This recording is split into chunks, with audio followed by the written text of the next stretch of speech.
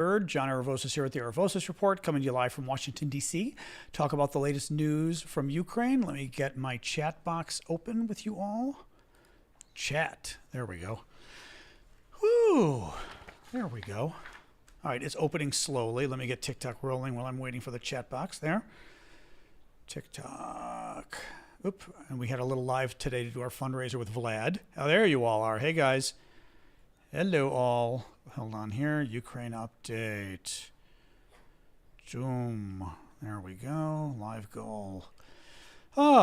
Give a quick hello where you're all hailing from, if you would, while I get this set up for TikTok. Hang on a second here. Beep, beep, beep, beep, beep. Beep, beep, beep, beep, beep, beep. That is a fun one. A meteor shower. That's a funny one. They should have a solar eclipse. TikTok doesn't think ahead on these things. They need a solar eclipse. They totally need a solar eclipse. Let's try this just for fun. Let's try it. All right. Boom. All right. Go live. Hello, Ireland. Anthony.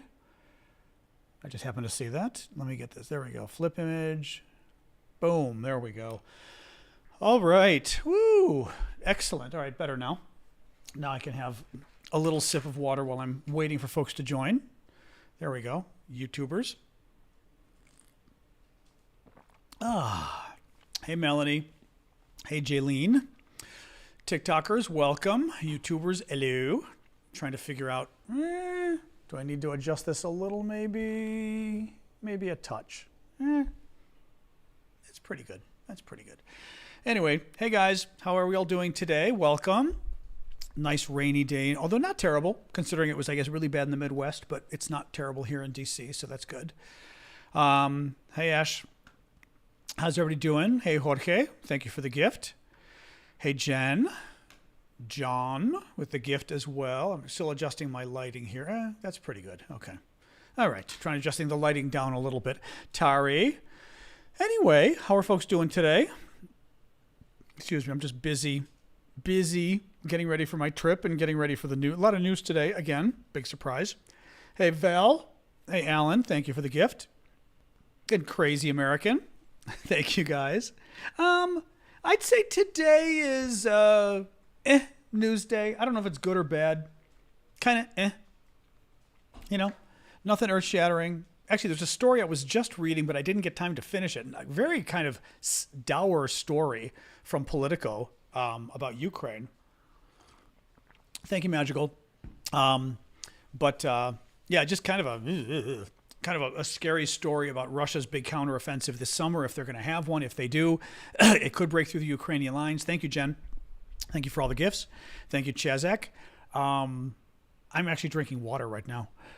But a really scary Politico story about, even if aid to Ukraine comes, it probably isn't going to be enough to stop the Russians from possibly breaking through their lines this summer. I mean, just very scary stuff. But again, this should not surprise us, right? I mean, we've been knowing this.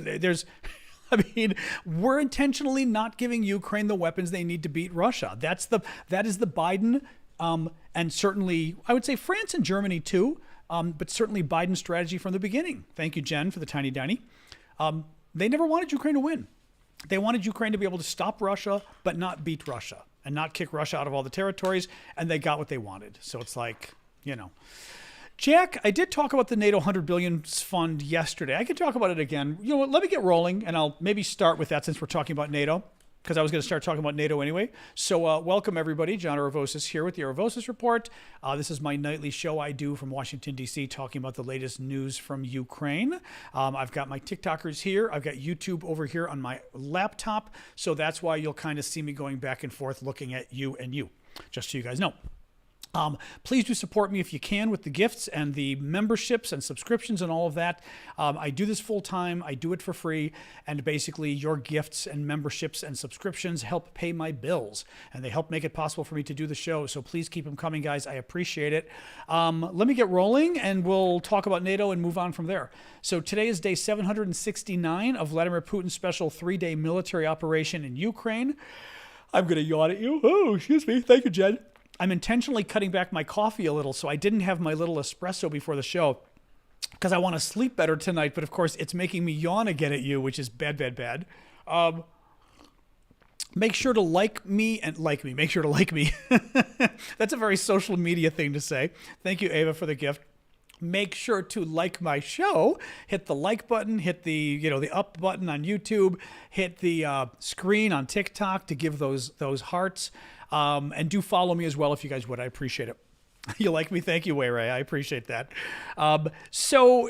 This week is the 75th anniversary of the founding of NATO. Lots of big festivities going on.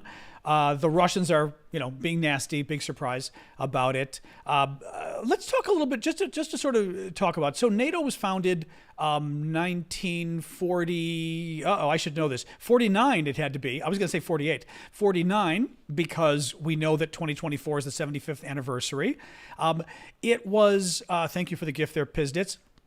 It was founded in the aftermath of World War II when the Russians, basically the Soviets, decided to take over half of Europe. So, the Soviet Union was in cahoots with the Germans during World War II. They were their allies. The Soviets actually gave the Germans permission to really start the war. They had a secret pact with them, the Molotov-Ribbentrop Pact, that gave the Russians basically the go-ahead to go and invade Poland and start the war. And the Russians said, go for it. We're not going to go to war with you, so don't worry about it. 2 years into it, the Nazis backstabbed the Russians, and what do you know? The Russians ended up going to war with them anyway. We, following the doctrine of my enemy's enemy is my friend, joined the Russians as allies and helped them beat the Germans in World War II. Well, to thank us, at the end of the war, the Russians then took over half of Europe and instilled it, really imprisoned it in a communist dictatorship. Horrific Stalinist dictatorships across Eastern Europe. They cut Germany in a third, really. They took out the eastern third of Germany, cut it off, made it into its own independent Stalinist country. Horrific dictatorships all across Eastern Europe, akin to the dictatorship that was the Soviet Union as well.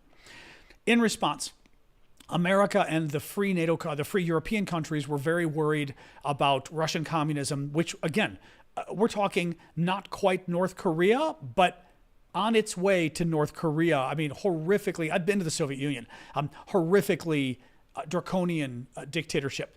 And NATO, the Western countries at the time, NATO didn't exist, were worried about the Russians and the Soviets basically taking over and spreading communism, again, this dictatorship to all the world. NATO was formed as a defense against the Soviets. Now, there were several reasons for the forming of NATO. I was reading something today about it, and I've mentioned this to you guys before, but it's interesting because it noted it as well, that NATO was not just formed as a defensive organization against the Soviets. It was a couple other things as well. One, Europe had been having a lot of wars, right? I mean, obviously, NATO was formed in the late 1940s, 1949, I believe, in the aftermath of World War II. And the Germans and the French keep fighting. World War I, World War II. A lot of fighting between the Germans and the French. And NATO was seen as an opportunity to bring the Germans and the French into, thank you, Cheryl. Thank you, Jay Shea, for the gifts there. I appreciate that. Was seen, and thank you, Annie, by the way, as well. Oh, Annie just joined as a Bayraktar operator. Thank you, Annie. Very generous of you as well there. New membership over on YouTube.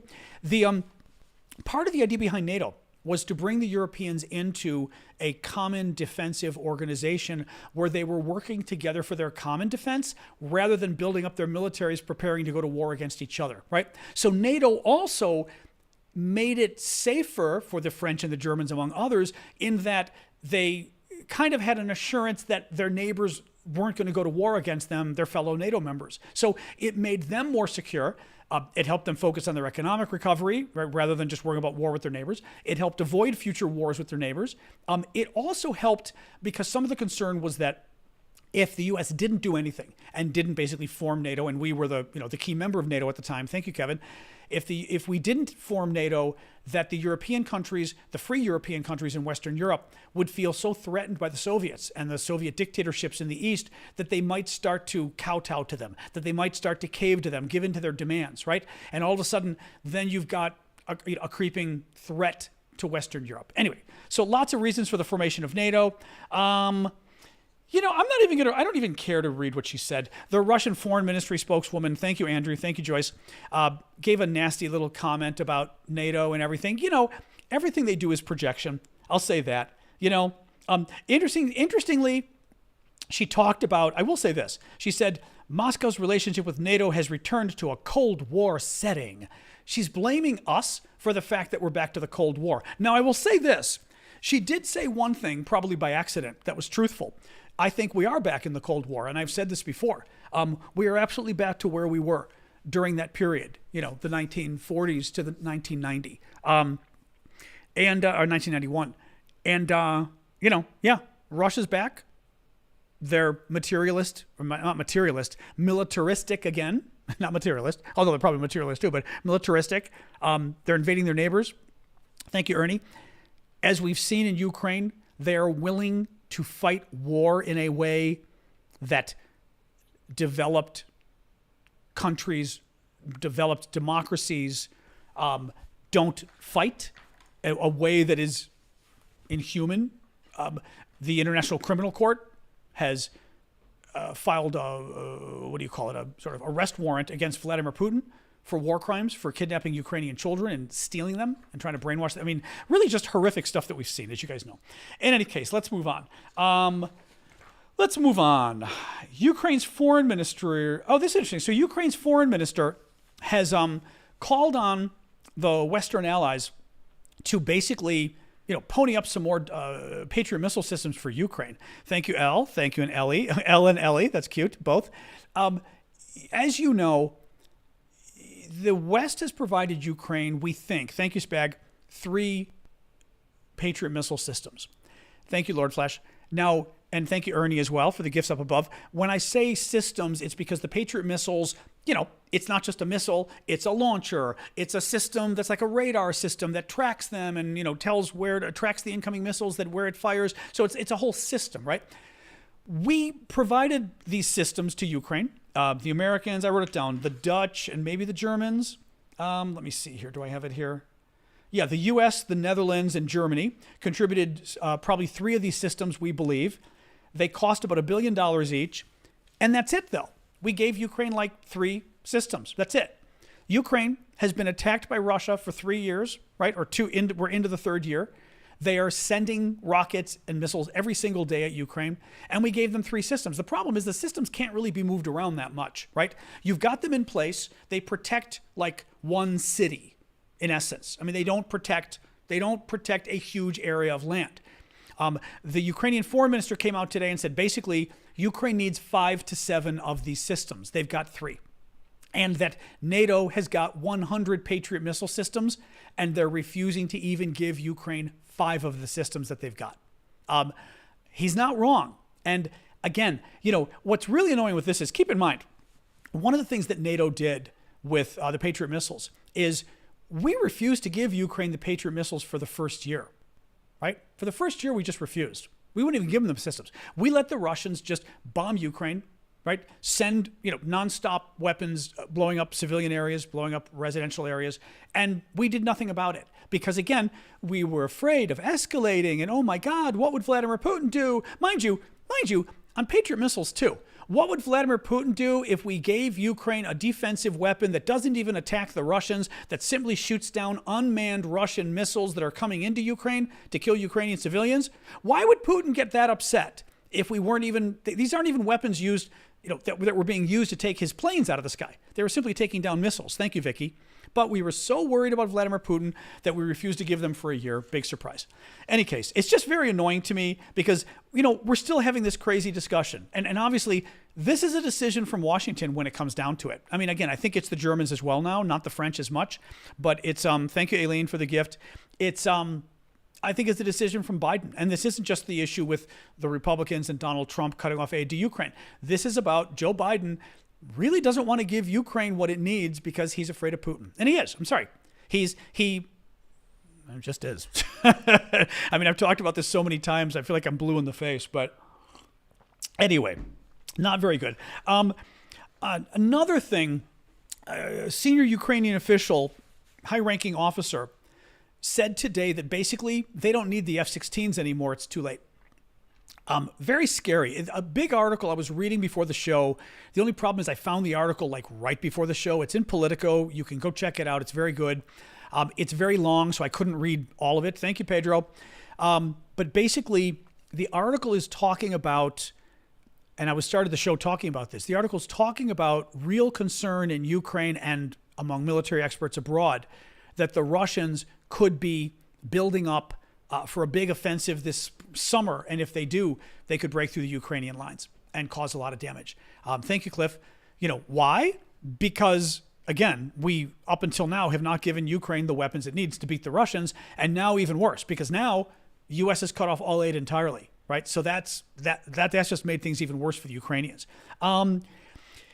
I just thank you, Succeed. It just was sort of very. I mean, I actually some of the news is kind of dour today. Actually, a quote here from a high-ranking Ukrainian official. Often we just don't get the weapon systems at the time we need them, he said. They come when they're no longer relevant. Every weapon has its own time. F-16s were needed in 2023. He means for the counteroffensive, they won't be right for 2024. And I mean, he's exactly right, guys. I told you guys just this week, I think I was talking about the counteroffensive and how the Ukrainians needed F-16s. And the experts, the military experts would tell you the Ukrainians have to have the air power, right, to basically work, combined with their troops on the ground. They didn't have it. They didn't have control of the skies. And we knew it. And we knew they needed F-16s among other planes to do it. We refused. We just outright refused. We dragged our feet. Biden just refused for, a year and a half. And now the Ukrainians, at least one high-ranking Ukrainian is saying it's too late. And I mean, this is the question I've been asking. Now, I will say, Callum, among others, who's former military, I don't know if he's here tonight. Callum was telling us that, actually, I'm going to see if he is here, because he could at least join in, maybe make us feel a little better about this, but saying that, I'm going to say, you here have a question for you in the live. There we go. But just curious about what he says, because he had told us that I think he thinks the F-16 still could do some significant damage. So let's see. But very, very disturbing. Finnish President Alexander Stubb is currently in Ukraine, where he's been meeting with Zelensky. They've just signed a 10-year agreement on security cooperation and long-term support. The deal covers a range of topics, including political support, backing for Ukraine's defense and security, and support for Ukrainian reforms and reconstruction. Thank you, Lotus, for the gift there. Just saying, Gray Shin is saying the F-16s will still help. I'm just kind of curious, just from you guys who have got more of a military background, or are military geeks, at least defense geeks, to what degree do you think the F-16s will make us, I can't even speak now, a significant difference this summer? Or do you agree with the Ukrainians, I mean, at least from that one Ukrainian official telling Politico, it's really just too late at this point, that they're just not going to make that much of a difference? Now, Kyle's saying they may be fruitful when it comes to the absence of Patriot missiles. The only thing there is, currently the Patriot missiles are being used to shoot down incoming missiles, which the F-16s, I'm assuming, wouldn't really be used for as much, right? Right. Jaden says, France going to give Ukraine an F-16 by next month? I hope that's true. I don't know. Does France even have F-16s, though? Because France has their own, is it the Mirage? Well, the Mirage, and then what's the newer fighter jet in France? I'm forgetting. Right? But do they even have F-16s? The French? I wasn't sure about that. Luke says, depends on the weapon systems they have access to. Aside from air superiority, the F-16 can decimate ground troops. They're still better than most of the Russian aircrafts. Okay. France doesn't have F-16. That's what I thought. Thanks, guys. Yeah, I was going to say, for some reason, I was feeling like France doesn't have F-16s. Yeah. Rafale. Okay, Rafale. There you go. That's the one. That's the more recent one. Yep. Thanks, Jen, for the tiny diny. All right. I mean, so a lot of you guys are feeling like at least this could potentially have, more help than the Ukrainians are saying. Now, the problem is, of course, they need. Oh, there you are, Callum. We were just talking about the F-16s because I was quoting an article in Politico that's actually very scary. A Politico article today saying that Ukraine's in trouble this summer, that the Russians are preparing for a counteroffensive this summer that could break through Ukrainian lines. And a Ukrainian senior, I think they called him a high-level Ukrainian official. Let me read this to you again. High-level Ukrainian official said, high-ranking officer. So a high-ranking Ukrainian military officer said, Often we just don't get the weapon systems at the time we need them, meaning from the West. They come when they're no longer relevant. Every weapon has its own right time. F-16s were needed in 2023. They won't be right for 2024. His feeling was, yeah, it's nice to get them now. We needed them with the big counteroffensive. Now, And I just wasn't sure to what degree is he just being depressed, and actually they could make a big difference, or is he kind of right? Now, by the way, I will tell you one thing too. This is what I was saying. This Politico article, I only saw it right before I started the show, so I was reading it, but it's super long. It's really good. You all should check it out. Politico, ending in an O, and they were saying in the article that he's complaining they will make a huge difference. Okay, that's good. That's good. Yeah, Callum is British military, last 10 years, just left. That's good. So Callum thinks it'll make a huge difference. That's good. He was, there was something else in the article I was going to tell you. Shoot. What was it? Arg. I can pull it up and look really quick. I'm just a little afraid. It was the F-16s. I know, the news is very depressing, actually, Well, I know the ranged. I know Callum was talking about, for example, the F-16s, the weapons the Ukrainians currently have in their fighter. Oh, I know what it is. Having their fighter jets can do more when they're operating with the F-16s. Now, one thing to tell you guys, especially you military folks, the Politico article was saying that the Russians have been firing at Kharkiv and other areas in Ukraine using basically empty missiles. They're firing missiles that have no bomb inside of them. And the Ukrainians couldn't figure out what they were doing. Thank you, adventurers. And apparently, the Russians are somehow testing the airspace to see.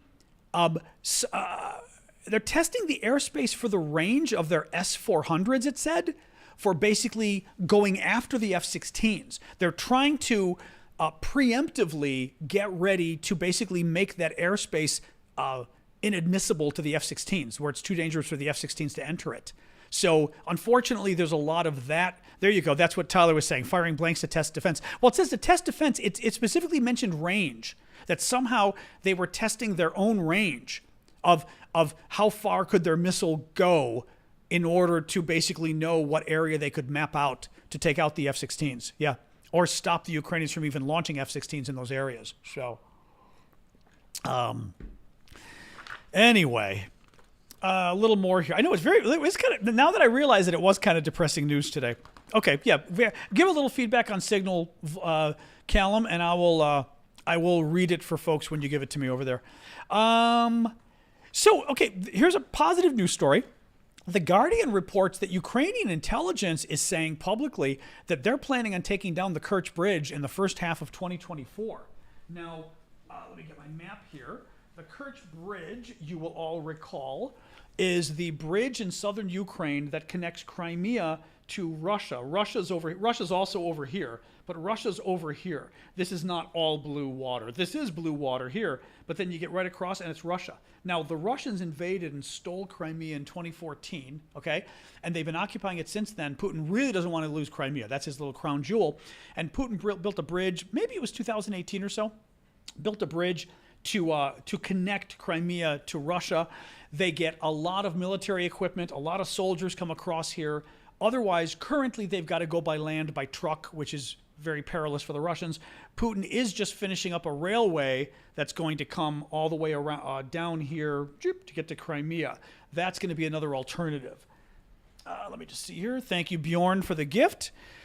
Let me see here. Residual says the range thing is to test the reach of anti-air support as offensive, safe skies to... Okay, sorry, you lost me on that sentence there.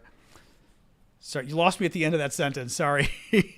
Poroshenko just said he will be a candidate. Yes, I just saw the news on that today, who's the former president before Zelensky. Okay, air power related stuff. Okay, thanks, Kyle. I don't know either of those, actually. Alex Hollings or... I'm not sure I know who either of those are, to be honest. If somebody can remind me after the show of those two, I can make sure I follow them at the very least on TikTok. On TikTok. So the Guardian's reporting that Ukrainian intelligence is saying that they are going to go after the Kerch Bridge this year. Now, little bit more on it. They've tried two times previously. The one time was sort of the famous time when they hit that, they sort of hit the lower road and it blew up and set the train on fire. Remember, it was a really good job they did on that one. And the Russians have subsequently put extensive measures to protect the bridge, air defense, barges to basically stop folks from getting there.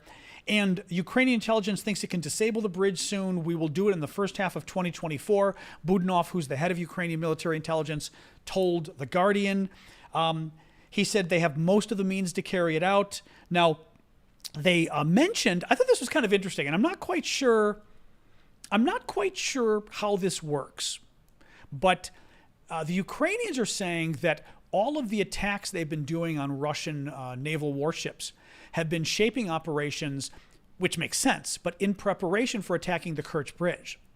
Now, what's interesting about that is shaping operations makes sense. Shaping operations in military terms, thank you, Christopher, in military terms basically means you're not just blowing things up to blow them up. You're actually doing it to shape the battlefield, right? By going after this and going after this weapon system and this radar and this anti-missile rocket or this surface-to-air missile system or whatever. You're making it safer for the attack you're planning on launching in the air and by the sea. So you're shaping the battlefield, right?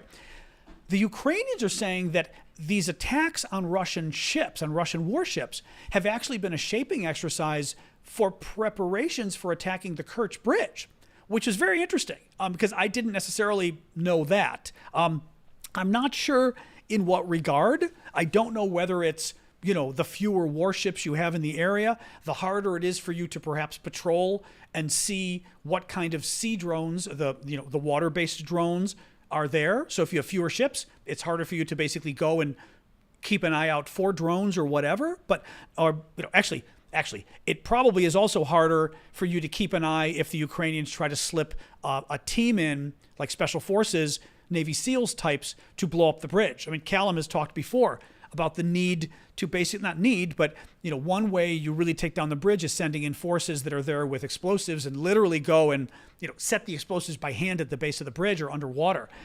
You have a better chance of doing that if you've gotten rid of a lot of the other ships. Correct, Super Hornet. I mean, yes, Super Hornet says it means you have no enemy ships to stop you from getting to the bridge. Yes, but what I meant was, I'm curious, depending what way Ukraine plans to attack the bridge. For example, if Ukraine is going to use cruise missiles, it doesn't matter. Well, it matters less, you would think, if some of these intelligence ships are there, right? It's a cruise missile. What are they going to do? I mean, I guess they could try to shoot it down, right? So it's not like Ukraine is driving up in a boat to attack the bridge so that if there's less ships, fewer ships, it's safer for Ukraine, right? Oh, interesting. Okay, yeah. Harry says landing ships stop Russian supply to Crimea. That's true. That's true for a future attack on Crimea as well. Yep. Logistics. Jeff says logistics prevent repair. You don't just blow it up. Also, that's interesting. You don't just blow it up. You also prevent ships sending equipment. That's interesting. That's interesting, Jeff. Okay, that's interesting. So they're also weakening the Russian ability to repair the bridge after they hit it. Okay, this is helpful, guys. Sobo just asked a very funny question, but a very good one. Can they crash a cargo ship into the bridge? That's very funny, actually. If I were just on YouTube, I would make a serious comment about how you could do that. Since TikTok, our overlords at TikTok are very strange, we also have to censor ourselves. But, there's boats that go through those straits. I mean, if you commandeer a boat and drive it now there's a question. I guess you'd have to have somebody that knows engineering. If the Ukrainians were to commandeer a large ship going through there and point it at the bridge, could that take down the bridge? Or, is the way the Kerch Bridge built, a large ship going through there wouldn't be enough to take it down? Now, it depends what ships go through, right? Are there large cargo ships like that? Are there large oil tankers like that? But it's kind of an interesting question. Bridge has cameras and security. I mean, I'm sure they do, but, who knows, right? Billy says the bridge would be hardened. It's too new. Yes. The only thing is, of course, it's a Russian bridge, which means who knows, right? I mean, it may be garbage. I mean, I don't know. I'd have to sort of talk to somebody who knows sort of engineering and sort of Russian engineering to say, no, their bridges are actually good. Just interesting. I mean, the question was raised as a joke by somebody, but it actually was an interesting point. Could you commandeer a ship and just crash it into the bridge and take it out? You know, it's very interesting. Now, by the way, Kenneth just got five memberships he bought over on YouTube that got doled out to Anna, Niels, Terry, Steve, and Alan. Thank you so much for that, Kenneth, and welcome, guys. Just to remind folks, so, excuse me, the subscriptions and the memberships you can do on TikTok and YouTube are basically ways of supporting me on a monthly basis. You can buy them as a gift for other people, which is kind of nice. And you can buy them for 1 month, basically. So you can buy 1 for 1 month, 5 for 1 month, but it goes to 1 to 5 people. TikTok and YouTube just decide who it goes to. And they get it for a month. And if they want to continue, they keep paying. But what's nice about it is, you know, you get to use sort of the emoji. I always tell people, show people the emojis I'm talking about. I've got some special emojis that the subscribers can use. Thank you, Vicky. But most importantly, we do a show. Thank you, Jen, as well. We do a show on the weekends every Saturday that I'm not traveling. I mean, I'm going to be in Asia in a couple weeks. But every Saturday, almost, we do a show at 11 a.m. Washington, D.C. time, New York City time, where it's just you and me. It's just me and the subscribers. So it's a much more sort of personal hangout. Vlad often joins us from Ukraine. It's a nice, thank you, Courtney. It's a very nice hangout. So anyway, so thank you, guys. Yep, Credosphere. Yep, the bridge is 12 miles long, hard to destroy completely. Correct. Sure, Andrew. I mean, just curious. Andrew says he's a geotechnical engineer, can comment on the bridge in a general manner. I think just from what we were asking before is what does it take to bring a bridge down like that sufficiently? Thank you, Nicholas. What that means is A, technically, what does it take to bring down a portion of the bridge? But B, you want to bring it down in a manner that it can't be fixed in 2 to 4 weeks, right? If you simply blow up one span of the bridge, it's preformed concrete. The Russians just pour some more concrete in the shape of a road, lift it by helicopter, whatever they do, boom, and it fits in place, right? So you could fix it in no period of time at all. So you want to know what could you do to really take the bridge down, but also how do you do it in a way that makes it very difficult to repair. Now, previously, I think what Callum and some other, because Callum has got experience in the British military with demining and also mining, I guess, right? You know, the affirmative, going on the offensive with these things. And he was talking about having SEAL teams come in and actually having to place, weapons, explosives in the structure, the superstructure of the bridge, and all sorts of crazy things you'd have to do. Now, the Ukrainians did say they want Taurus cruise missiles, which are the German cruise missiles. The Germans, of course, have said, no, they don't want to anger Vladimir Putin. So that's a problem.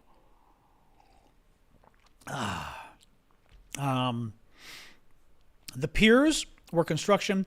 I don't know. I did read that. That's true, Andrew. I did. Maybe we talked about this before. Some folks were saying you want to go after like the water, like near the water, like the pier area, and blow it up. But I'm trying to remember, is that because then it's harder to get to the center part as well? Targeting the columns or the arch would be the only effective option. I'm not sure what the arch is, but the columns, I assume you mean the actual support beams that come out of the water. Like, right? You put, I assume, cement, beams into the seabed, right? Would be the issue. Anyway. Okay, just curious, guys. Now, Callum did get back to us on the question about the F-16s et al. Actually, Callum, let me look really quick and just see if anybody had additional comments on this, and then I'll do the F-16 thing. Carol says, I'm sure they have code for concrete, but nowhere near the U.S. Well, that's my question, too, which is, I assume a Russian bridge is going to be less sturdy than an American bridge, certainly, right? Just because of the quality control issues, right? Just looking here really quick. And I'm not sure, Annie, I'm not sure why the Ukrainians announced it. Now, one possibility of the Ukrainians announcing the attack is that they're not planning on attacking, and they're trying to do it as a diversion to get the Russians to spend a lot of time and effort, defending the bridge when the Ukrainians are going to be hitting somewhere else. I mean, that's certainly possible. All right, let me look here. So Callum was responding to our F-16 question. The Russians testing their new and somewhat untested S-400 system. That's an anti-missile system. The problem with this is the Ukrainian F-16s will be equipped most likely with anti-radar missiles, with the F-16s, which will have functionality that they currently don't have to automatically detect and fire upon radar systems as they are turned on. Analysts predict the S-300 and S-400s are still out with the range on the F-16 capabilities. Not sure what you meant by that. The Russians are just trying to test their airspace denial capabilities for the upcoming offensive. However, this could be overcome with an influx of F-16s and anti-radar missiles, rendering their airspace denial campaign worthless. Okay, so that's interesting. Okay. So if they've got enough F-16s and enough of the anti-radar, are they HARMs? I was asked you this and I forget. Is HARM the anti-radar missile? I'm assuming because ARM being there. So if they get enough of those, they actually could cause some trouble. Hey, Nathan, sup? I've got more news here, but I'll just sort of see if anybody wanted to weigh in briefly. All right, let's do a little more here. So that was the Kerch Bridge stuff. Also, okay, probably a HARM 88. Okay, thanks, Autumn Spectre. So interesting story as well from the Wall Street Journal. HARM is one of them. Okay. Bonjour, Martin. Good to see you. Perfect timing. I'm about to speak of President Macron of France. So perfect timing. We got a bonjour from a Frenchman here. So hang on. Quick sip of water. Thank you, Street Rat. And guys, please do follow me on TikTok. Follow me on YouTube. If you can, please keep the gifts coming on TikTok and YouTube. I do this for a living. I do it full time. Your gifts help me pay the bills and keep the show going, so I do appreciate it. Also, if you want, consider buying gift memberships or gift subscriptions on TikTok and YouTube, where you basically can gift a subscription to people. And thank you, Swan, for the Swan. I appreciate that. Very nice. Where you can gift subscriptions to other people, and TikTok and YouTube will dole it out for you to folks, which is really nice. So anyway, well, Adam, funny you should say that, because I used to write for The Economist. Who did you write for, since you think you're so smart about journalism? Mods, give Adam about 30 seconds before you block him, because he's obviously a troll, but I'm going to guess Adam can't tell us anywhere he's written for that's been a real... That's what I thought. Adam couldn't tell us. Adam says, follow proper journalism, which, by the way, that's kind of another Russian troll comment. Thank you, Sean. Because, again, actually, Adam was a Russian troll now that I think about it. Because think about it. The comment didn't make sense, right? We're talking about F-16s, and now I'm talking about Macron. And he writes, follow proper journalism.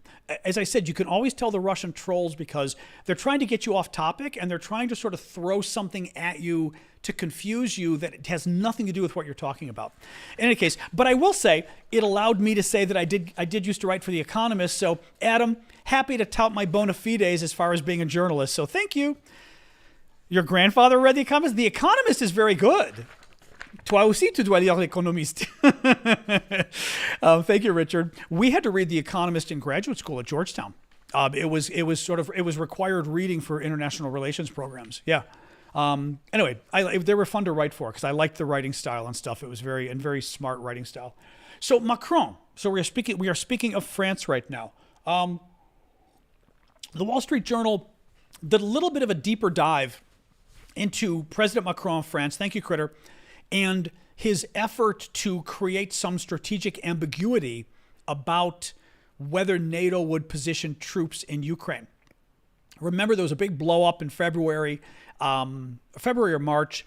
Basically, what happened was Macron had reached out to Scholz of Germany, the leader of Germany, Biden in the U.S., and had reached out to them to try to get them not to say they would put troops in Ukraine, but to at least go public and say we're considering it, so as to create, as he said, some strategic ambiguity so that the Russians wouldn't be sure, and it would kind of throw them off their game. The Russians would have to prepare actually, the real reason, I will bet you, because the French mentioned this kind of on the side, the real reason was to change the calculus for Putin to do a bigger counteroffensive, going after Kyiv, the capital, going after Kharkiv in the east, the second largest city, going after Odessa in the south, right?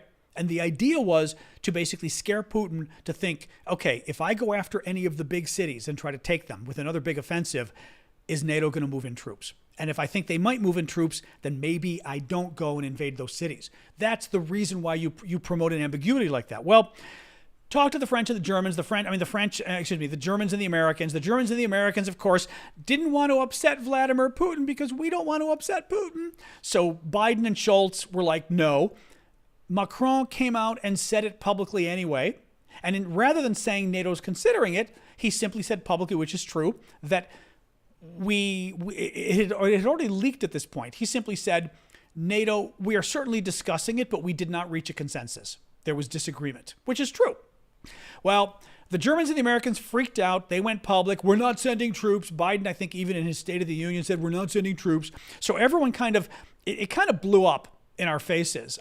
But honestly, the French and the Germans and the Americans would like to blame Macron for it blowing up. I blame the Germans and the Americans for it blowing up. They're the ones who decided to just come out publicly and say, oh, no, no, no, no. Because again, we feel the need to coddle Vladimir Putin. A little bit more here. Just seeing if there's anything more on the story. No, nothing more. I've got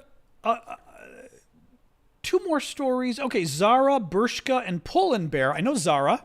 I don't know the other two. Bershka and Pull and Bear have reopened some of their stores in Kyiv, which is great. They closed when the war started. And the final story, I think I mentioned this before. But Sky News, I think, had a story about these Indian nationals from India who were basically like kidnapped by the Russians and forced to fight in Ukraine. It's a crazy story.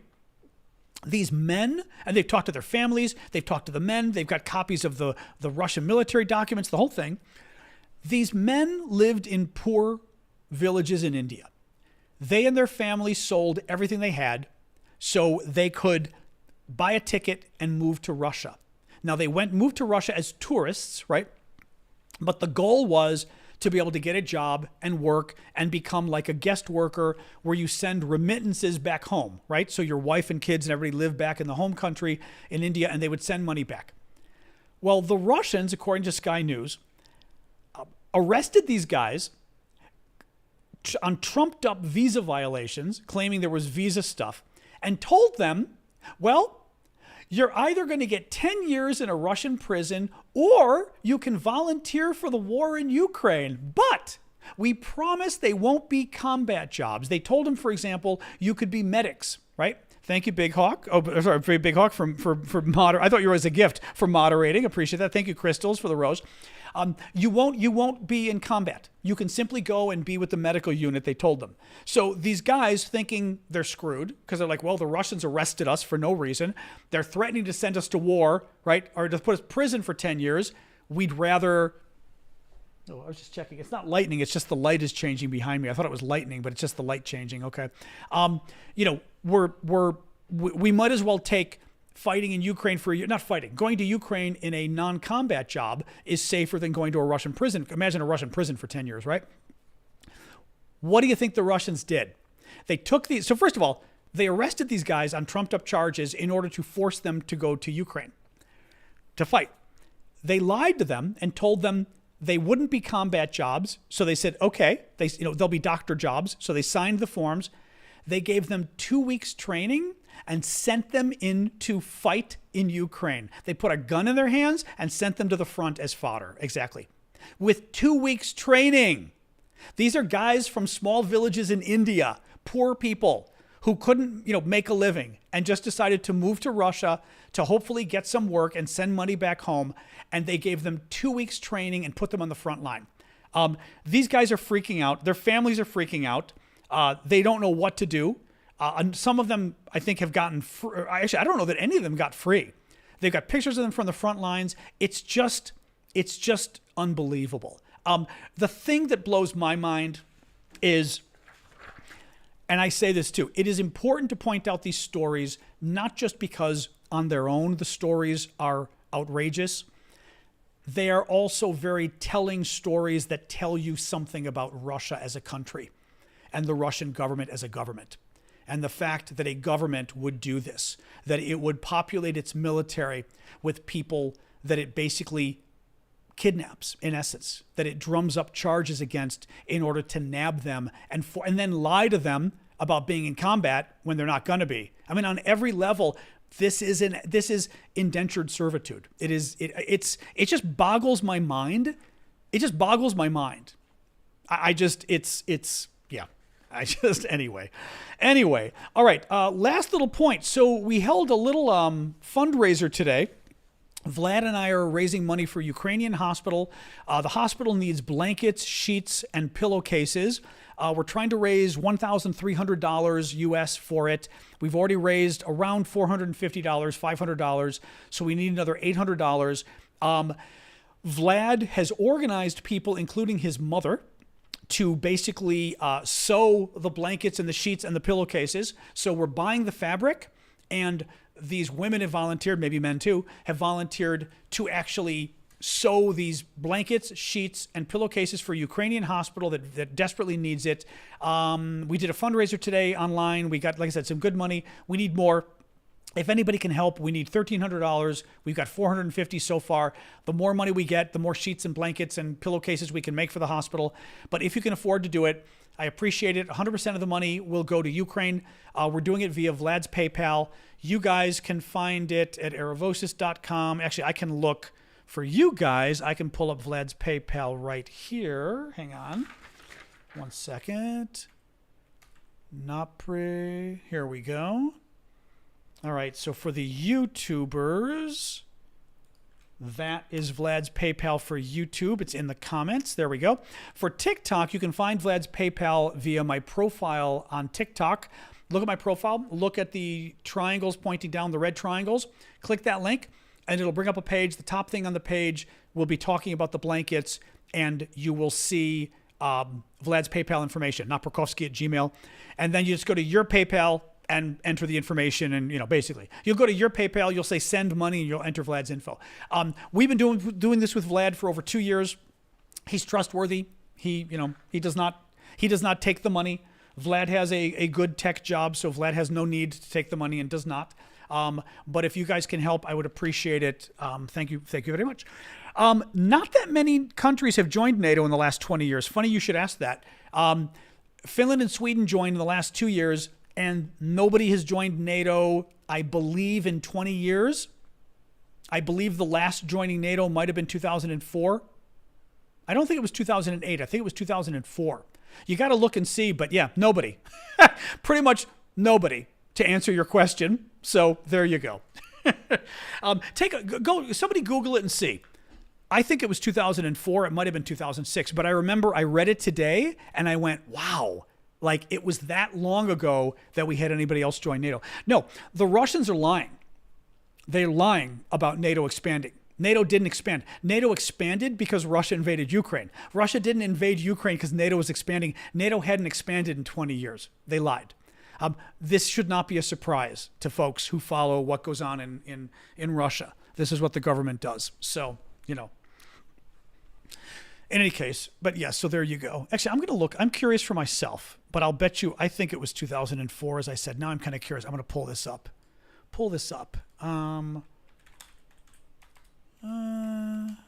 Let's see. Oh, no, we got some. We did have some after 2009, 2017, 2020, but it depends who. Yeah, Albania and Croatia were 2000. Well, here we go. You're right, Albania. Here we go. Albania, 2009. That's not encroaching. That's encroaching on Greece. That's not encroaching on Russia. Bulgaria, 2004. Okay, 20 years ago. Croatia, 2009. That's former Yugoslavia. That's nowhere near Russia. What else we got? Finland and Sweden was after Russia already invaded. Montenegro, 2017. Former Yugoslavia. That has nothing to do. That's not even near Russia. North Macedonia, again, right next to Greece. Nowhere near Russia. And that's it. Yeah. So what a surprise. Like I said, the Russians lied. Yeah, North Macedonia, which has nothing to even vaguely do with Russia. So the big answer to how many countries bordering Russia joined NATO in the last 20 years? 0. 0. And you can Google it yourself to see that I'm telling you the truth. Again, the Russians lie about this stuff. The Russian government lies. So, yeah, no, they didn't actually. The West did not go back on a deal, and it's not from the 1980s. There was no deal. Gorbachev himself even came out and said there was no deal about NATO expanding. There was no deal at all. Bottom line is, the Soviet Union, in the form of the Russians, held Eastern Europe hostage for almost 50 years.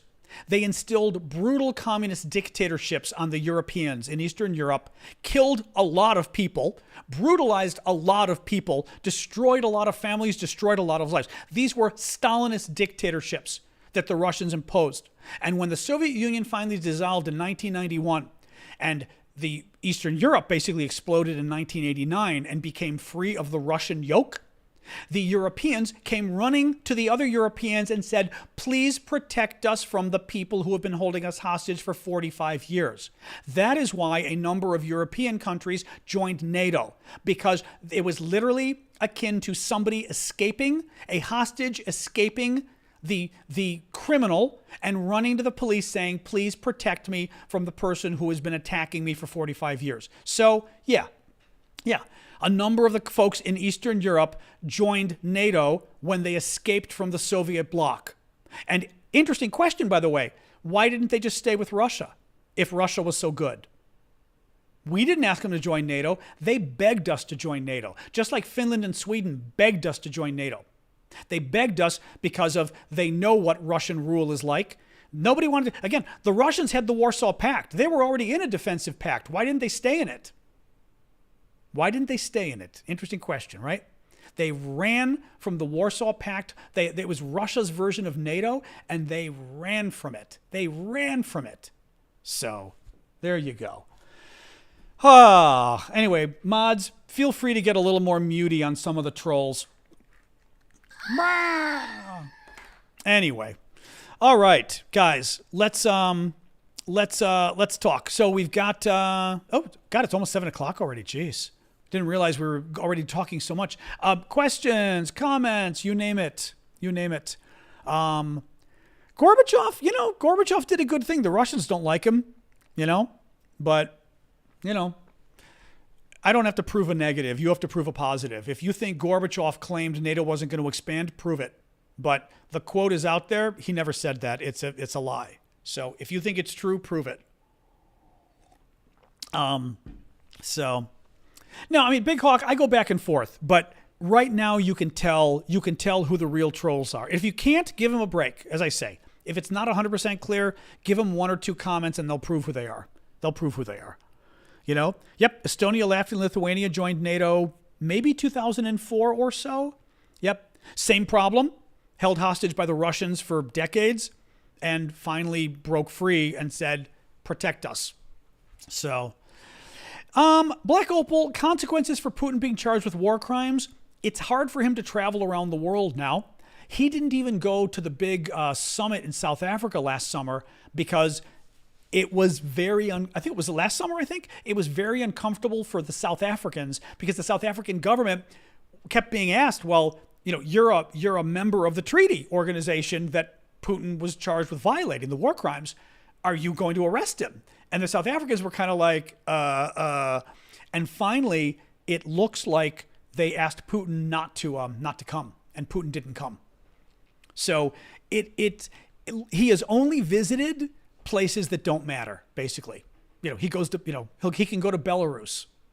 He can go to Libya. He hasn't gone to Libya. He can go to Libya. He really hasn't gone anywhere, because it kind of puts him in a bad stead. So, anyway, I'm going to do my own here. Mute. Burp. There you go. Anyway, did I? Okay, I thought I just muted you, crazy person. I did mute you. Okay. Oh, I must have muted him before. There we go. Susan, question not related to the war. Was Iran ever an ally of the U.S. back under the Shah before the revolution? Before the revolution in 1979? Yes.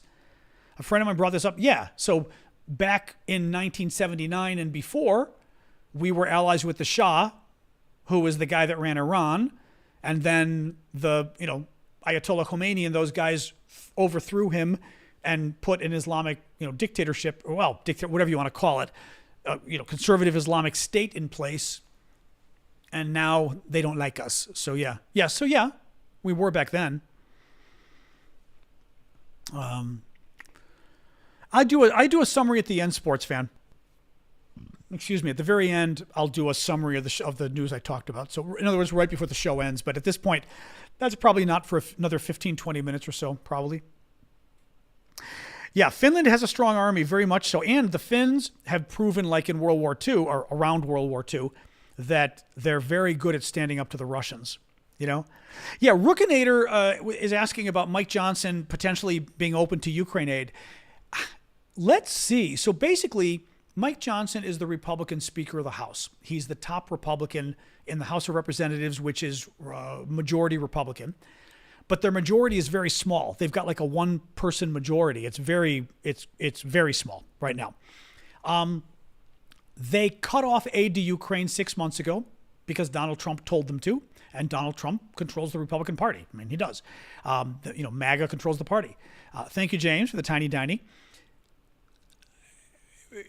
Johnson recently said, who's the speaker, that he's going to bring up Ukraine vote after the recess, which is taking place right now for Easter. I'm going to guess the recess is over next weekend, maybe. Usually it goes like the 2 weeks surrounding Catholic Easter. So it's probably the recess goes through this weekend, is my guess.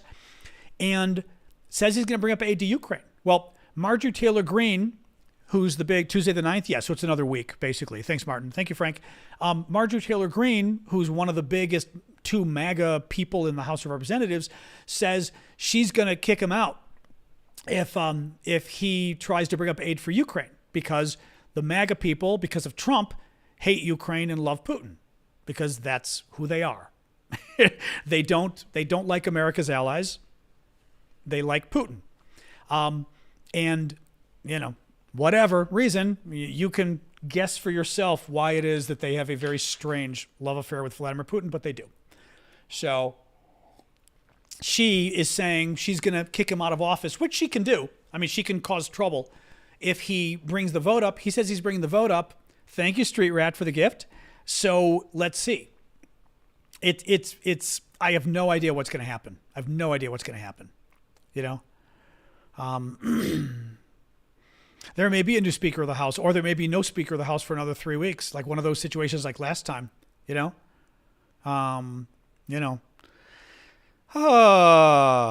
Anyway, what else we got, guys? Yeah, we do have a troll over on YouTube. Is Manda there, or if somebody? I don't know if Manda's there, but we've got a troll over on YouTube. If somebody wants to go deal with it, thank you. I mean, it's a teenage troll. It's not exactly rocket science troll, but nonetheless. They just got it. It was that dusty person. Thanks, Ash. It was that dusty person. Yeah, Manda got it. Thanks, Manda. Yep. Yeah, TikTok. You don't even want to deal with the folks on TikTok. Exactly. Thank you, RTR. Have a good night. And who was that with? Oh, Bradley. Thank you, Bradley, for the boxing gloves. See what happens when I don't. Oh boy, when I don't have my coffee before the show, I get tired. The Donald J. Trump stock. It's very confusing. I only say this because Trump, his sort of stock launched this 2 weeks ago and kind of went up and then plummeted, and now it's in weird shape because he's suing the two guys that formed his company, and it's, of course, classic Trump. It's all lawsuits now. Big surprise. It is not entirely clear to me. Thank you, Dale. Thank you, Liv. And Dale with the rose. It is not entirely clear to me why anybody would want to buy stock in Trump's social media company. It's 3 employees, and one of them is Devin Nunes. It's just but people do. So, but yeah, they're all suing each other now, which isn't really great news for Trump or his company. So, Ukraine, there is no talk of a Ukrainian offensive this summer. Not really. Fat Assassin, I don't think so. The concern is a possible Russian offensive this summer, KGB teen troll. Exactly. Exactly, Jason. The stock tanked, but it didn't tank entirely. I mean, the stock tanked back to where it started because it launched maybe around $49 or something and went up to 80 and then plummeted back to 49 again. So It's just kind of hanging there now, I believe. I'm sorry, guys. I hear a yawning issue. I'm sorry. Do I think Ukraine can take Crimea? Not right now. If we gave them the right weapons, possibly. Thank you, Running. Biden doesn't want Ukraine to take Crimea. That's the problem. And I'll bet the Germans don't either. Biden does not want Ukraine to take Crimea. Thank you, Running, for the gift. He's afraid Putin will get upset. And if Putin gets upset, oh my God, what will he do? Will he use nuclear weapons? Who knows? Oh my God. And that's why Biden won't do it. And I think it's outrageous. You're welcome, Steph. I think it's absolutely outrageous because I don't think there's any risk of Putin using any of those weapons. Biden's just, I don't know what it is. Somebody scared Biden into being afraid. So, yeah, Ukraine could take Crimea if we had prepared them with the right weapons. They don't have the right weapons, so I don't see how they do it. Now, Ukraine is, I think, trying to sort of go for the long haul here by building up their drone program really significantly and just doing long-term damage, like attrition damage to the Russians, over the next few years. So, and, basically the way you do if it's a guerrilla war and someone's occupying your country. And you just go, it's what the Americans did supporting the Mujahideen in Afghanistan for 10 years. You go and you just keep attacking. It's what it's what happened to us in Afghanistan and Iraq, even though we weren't occupying. But you go and you keep attacking, and after a while, the attacks become just too much. You lose too many troops, and people back home say, forget it. David, I don't know that they have. That's a good question. David said, have any journalists asked Biden directly if Ukraine should take back Crimea? I don't know if they have, and I don't know why they do. Why they don't. You're right. They should. I'll bet you he would give some weird. He would, first of all, he probably would say, that, Ukraine, Crimea belongs to Ukraine. The Russians are occupying it illegally. This has been U.S. policy since 2014. But if you say, should the Ukrainians take back Crimea? I would be very curious to see what Biden says. I bet you he would back off. Thank you, Net Zero. Appreciate you subscribing on TikTok. Make sure to join us. One of the you're supporting my work anyway, which I think is a very good thing. But one of the things we do is we hold a Saturday show at 11 a.m. Washington, D.C. time, New York City time on Saturdays, most Saturdays, with you guys, just me and the subscribers. So join us for that. We're doing it this Saturday. And then I leave for Asia for 2 weeks, so we won't be doing it for the 2 Saturdays after that. Thank you, Steph. Thank you, Maddie, for the gifts. No, I blame Biden and the Republicans, user 794. It's both. It's different. The Republicans cut off all aid to Ukraine. Period. That U.S. isn't helping at all now, as far as that goes. So that's the Republicans' fault. I agree with you. But Biden has been a problem from the beginning. Biden never wanted Ukraine to win. Biden wanted a tie.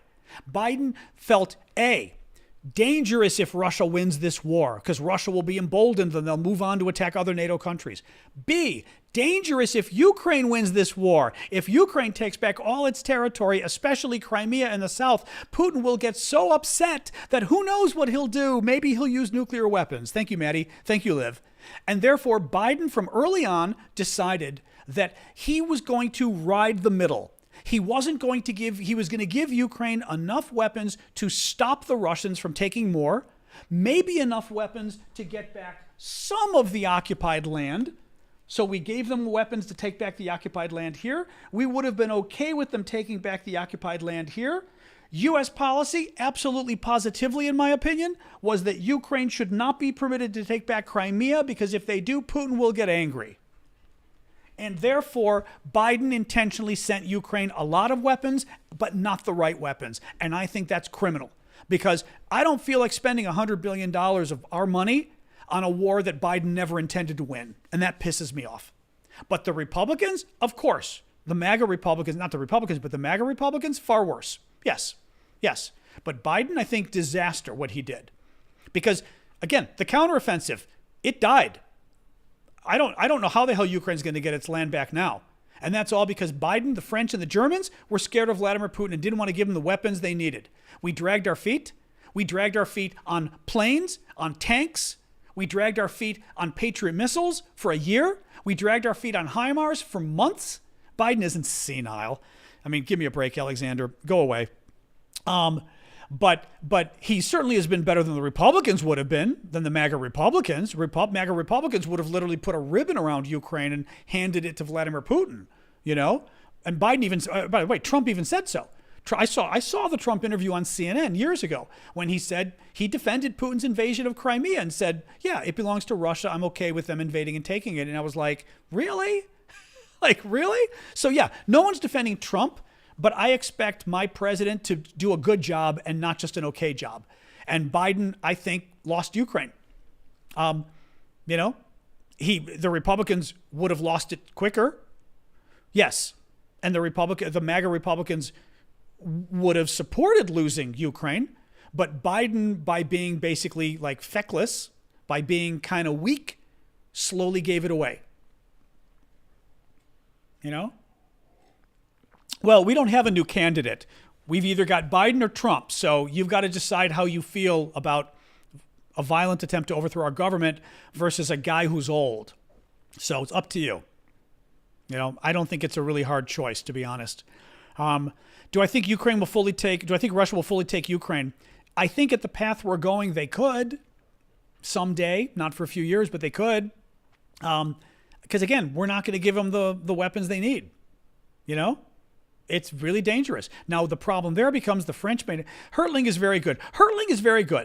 Hertling, I will say this about Hertling, General Hertling. He's a big defender of the administration, which I respect, but he really doesn't want to criticize Biden. So that's the only thing that I take what he says with a grain of salt.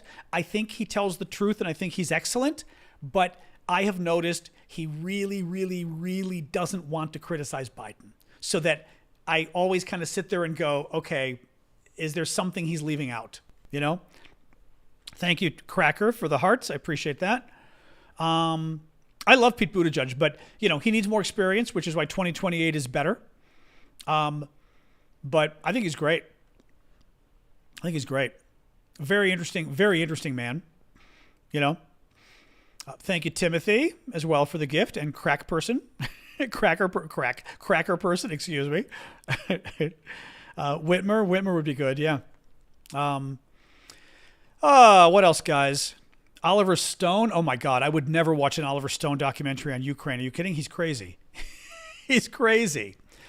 Do I admit Ukraine's losing? I admit that MAGA Republicans have put Ukraine in a position where Russia's now starting to win slowly because MAGA Republicans cut off all American aid to Ukraine. Yeah. So I will admit that MAGA Republicans are helping Russia win by cutting off aid. I think everybody accepts that. Really? Here's the problem, conservative Rich. Actually, mods, don't take Rich out yet. Tell us where. Okay, yet you did anyway. All right, I don't know if I would have taken Rich totally out yet. I would have given him one more comment. But the problem is, where's the lie? MAGA Republicans did kill aid to Ukraine. Trump demanded it. They take credit for it. They're proud of having killed aid to Ukraine. So what part of that isn't true? The fact that U.S. aid to Ukraine got cut off is why Ukraine is having problems. Every defense expert will tell you that. So what part isn't? Here's the thing that I find fascinating. Either be proud of the fact that you want Russia to win and that you want Ukraine to lose and that you cut off aid to Ukraine, or don't be proud of it. But what I don't understand is when you get these people who hate Ukraine, love Russia, hate the U.S. helping Ukraine, but then when they're responsible for cutting off aid to Ukraine, they suddenly get very defensive and go, we didn't do that, right? And you're like, well, but you did do it and you're proud of it. So which one is it? And actually, politically, it's very interesting because it suggests that there's still some sensitivity there, that there's still some sensitivity that they know it might make them look bad if they help America's enemies. It is gaslighting, but it's also kind of a weird, you know? Oh, I think I definitely understand Europe better than many other people because I do this for a living. Yes. I mean, sure. You know, I mean, you're right. I don't mean to belittle it, but yeah, I mean, you know, I think I understand U.S. politics better than most people too, because I've been in D.C. for almost 40 years. Well, I've been in D.C. for 40 years, but I've been in it, you know, doing it mostly this stuff, you know. Could Europe provide enough arms for Ukraine to succeed? Most people don't think so. Most people don't think so. What did Mark Milley say? Did he say something recently on the Russians? User 977. I didn't see. Was there something recent? I'm like looking as we speak. Mark Milley, Russians. Thank you, Maddie. No, I see stuff from last year. I don't think there's nothing right now, is there? I'm only seeing stuff from last year from Milley. Yeah. No, I'm seeing stuff. Oh, well, I mean, last year he said removing Russia from Ukraine a very high bar. I think he's right. But also, Milley was the architect of a policy that wasn't intended to remove Russia from Ukraine. He was implementing Biden's strategy, and Milley was part of the problem, we believe. Milley never wanted to give Ukraine the weapons it needed to knock Russia out of Ukraine. So, big surprise, Yeah. Ukraine is making more stuff. They are. They're making more weapons. But, you're fighting Russia. It's a huge country. And Russia already has a huge number of weapons, If Ukraine takes Crimea, do you think there'd be an insurgency? Not against Ukraine. No, not really. I mean, the Russians could try. Sure. Well, the Russians will try because it's what the Russians did in eastern Ukraine as well. They created a fake insurgency in like Donetsk and Luhansk, like the eastern Ukraine. They created a fake insurgency to pretend like it was a civil war. It wasn't a civil war. It was literally Russian troops doing it. But the little green men, like these Russians dressed in like non-military uniforms, pretending they were angry Ukrainians, So they would do it, but no, I don't think so. Hey, Daria. What else, guys? We'll go a little bit longer. We're quarter after. Nothing on the shells, Colin. No, nothing. I mean, only yesterday we saw the Germans were talking about paying for more of the shells, like 160,000 more shells or something like that. So, which is good, Oh, Alex Hollings, you said. Yeah, I'll write that down and I will see who that is. Alex, I'll look as soon as I get off so I don't forget. Okay, Alex Hollings. Okay, thank you for that. Oh yeah, they downed a civilian airliner, all sorts of things. The little green men, exactly. I don't know. I'm sorry, Brax. That's an interesting question. I'm sorry. I thought you meant how would you blow up the bridge? How would blowing up the Kerch Bridge affect the war? In principle, it would make it harder for the Russians to resupply troops in Crimea. So, okay, the Kerch Bridge is here. Russia's over here. A lot of supplies come across the bridge. It would make it harder for the Russians to resupply Crimea. It'd make it harder for the Russians to resupply down here. Over here might be resupplied more because Russia's over here. But, some of the resupply comes up, especially for these two provinces, Kherson and Crimea, a lot of the resupply comes through here. So this would be cut off. Now, they can't bring the supplies by boat because the Ukrainians already do a really good job blowing up boats with their drones, right? They come by road, but road is very perilous.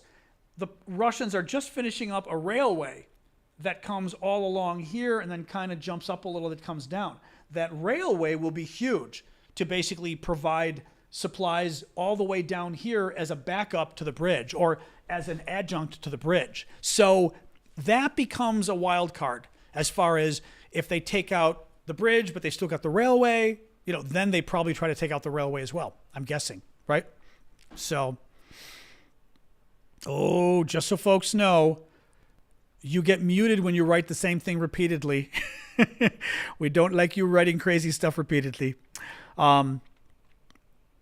Anyway, well, I think we should be sending a lot more. We're not really sending money to Ukraine. We're sending weapons. The money, actually, 90% of the money in the most recent bill would go for American businesses.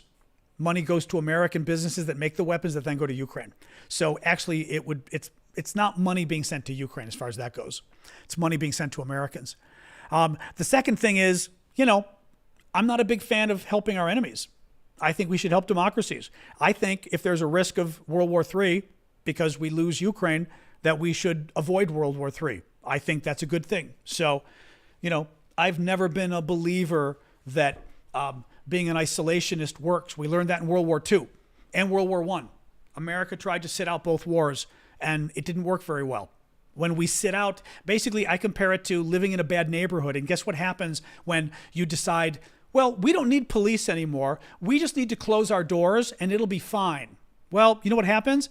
People fly planes into buildings and things when that happens. when you don't pay attention to what's going on in the rest of the world. So, and the same thing with World War II, right? Bad things happened in Europe when America said, okay, we're tired of Europe. We don't want to get involved, right? A lot of Americans came from Europe to leave all that crazy war stuff. Well, we tried to ignore the war, and the war got really big and really bad. So you can't really ignore what's going on in the world just because you don't like it and you don't want to spend money on it. Well, guess what? The world's going to come knocking on your door regardless. And all those jobs you have, a lot of them are based on making things that get sold in Europe and other places that you need to keep free for that reason. Thank you, Crystal, for the various gifts. Anyway, is the ground in Ukraine muddy? It's April. It should be muddy right now, I would think. We must be in the muddy period, I'm assuming. I don't know if any of our Ukrainian friends can tell us, but is right now the period where it's probably cold but not cold, like depending on the day, and muddy and kind of a mess? Thank you, Kyle, for the gift. I'm assuming it is. It's got to be by now. At the point, the month we're in and the week we're in. Thank you, Neptune. It's a combo like Canada. I'm not sure what that means. I don't know what it's like in Canada right now. Oh God, I don't know. Does Ukraine and the rest of Europe have the same rail standard? I don't know. One would hope they do. It would make things easier with Europe, but God only knows.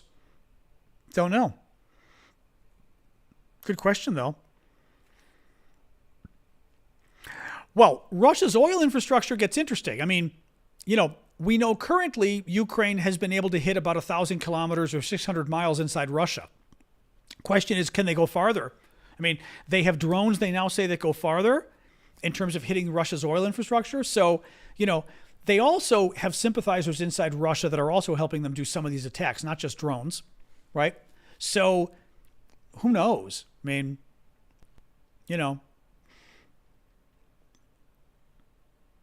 but I would think Russia's oil infrastructure is clearly at risk because the Ukrainians have been blowing it up. So clearly there's a problem there for the Russians, Thank you, Aviation, for the hearts or the whatever heart, I guess. Yes. The heart me. Oh, actually, I had a nap today. I will say the nap was probably the problem. Like when you have a nap and it kind of like, you sleep well, but you almost sleep a little too well, Polish rail goes well with Ukraine's. Okay. Different rail standard. That's interesting. Okay. Interesting. I don't think there's any chance, Jason, that Ukraine did the terrorist attacks. It doesn't make sense. I mean, the thing is, there's no benefit, the Russian terrorist attacks. There's really no benefit to it. I mean, and ISIS took credit. Why would ISIS take credit? ISIS doesn't take credit for attacks it doesn't do, So I just don't see any possibility. And frankly, the very fact that the Russians are saying it's Ukraine, to me, is more evidence that it isn't Ukraine, But I don't see anything really sensible in the Ukrainians doing it right now. I just don't think we're at a point in the war where it does anything for them. And it's too much of a risk. Just going and killing civilians, like what happened in Moscow, is way too much of a risk for the Ukrainians. It looks too bad. It just looks bad.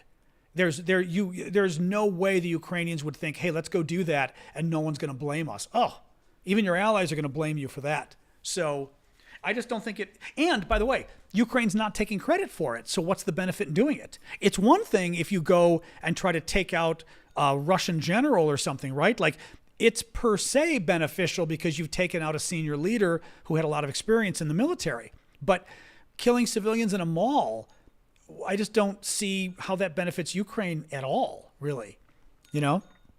So, anyway, let me do a quick. Oh, the dog wants more water. Let me do a quick recap, guys, and then we'll I think call it quits for today. Let me pull this up. Make sure I've got the right. Here we go. Make sure I've got the right stories here. All right. Quick recap.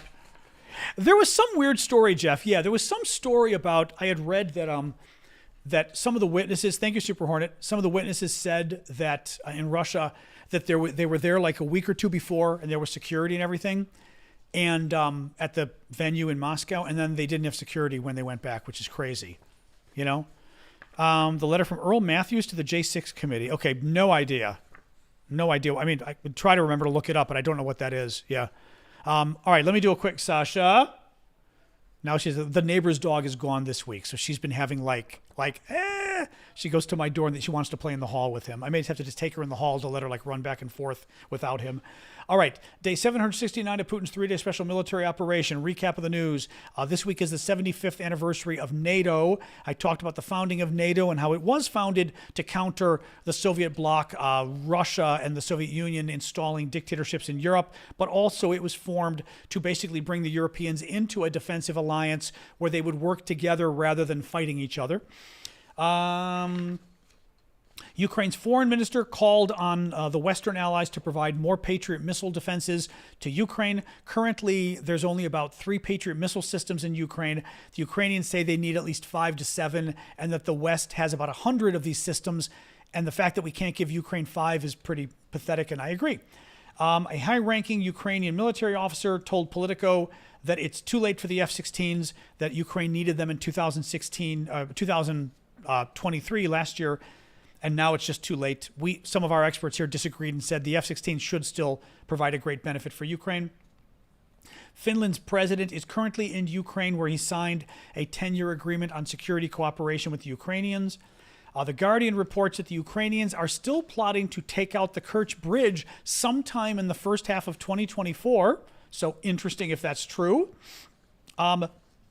Big Wall Street Journal story on President Macron and sort of the background of him reaching out to Biden and Schultz in America and Germany, trying to get them to buy into the notion to put out an ambiguous statement about NATO eventually sending troops to Ukraine just to scare Putin and to basically make the calculus much more expensive for Putin if he was thinking of going after Kyiv, going after Odessa. This would make him think twice, thinking, would NATO add troops? And of course, Schultz and Biden went public and said, no, we're not, which kind of killed the whole thing, which was kind of useless. And then finally, I ended with a story from Sky News about how several Indian men say that they were forced into fighting for the Russian military in combat roles when they simply went to Russia on tourist visas to look for jobs, and the Russians arrested them and said 10 years in prison, or you go to Ukraine in non-combat jobs. So they said, okay, we'll do the non-combat job. 2 weeks later, they threw them at the front lines as combat soldiers. So the Indians are not very happy, and their families are not very happy that they were basically just thrown in there. So anyway, all right, guys, it's almost an hour and a half. I am going to call it quits. Thank you for coming today. Thank you for the gifts. Thank you for the subscriptions. I know we got several subscriptions on TikTok and YouTube. I appreciate it, guys. We'll be back tomorrow, Thursday, with a show 6 o'clock Eastern Time, U.S. Just remember Saturday's show as well for the paid subscribers. I will be doing a show this Saturday, my last one for 2 weeks. Saturday I do a show and then skipping it for the next 2 weeks because I'll be traveling in Asia. Thank you, user. But I'll be doing my show for another week and a half. I don't leave until next Friday, so in a week and a half.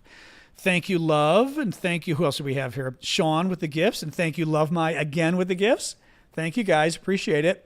And James. And we do need to do another Discord. Yeah, the problem is we keep ending too late. Like right now, it's just too late. I'm tired. It's an hour and a half, Thank you, Wild. We need to, on a night where there's not as much news, end the show early, and then we'll go over to Discord. Because I'd like to go hang out there more, but it's too tiring after an hour and a half, and I want to be careful with my voice. But anyway, all right, guys. Thank you all so much. Look for me tomorrow night. All right, 6 o'clock Eastern Time, U.S., Washington, D.C. time, New York City time, and we will talk about the latest news from Ukraine. All right, thanks all. Have a good night. You're cooking.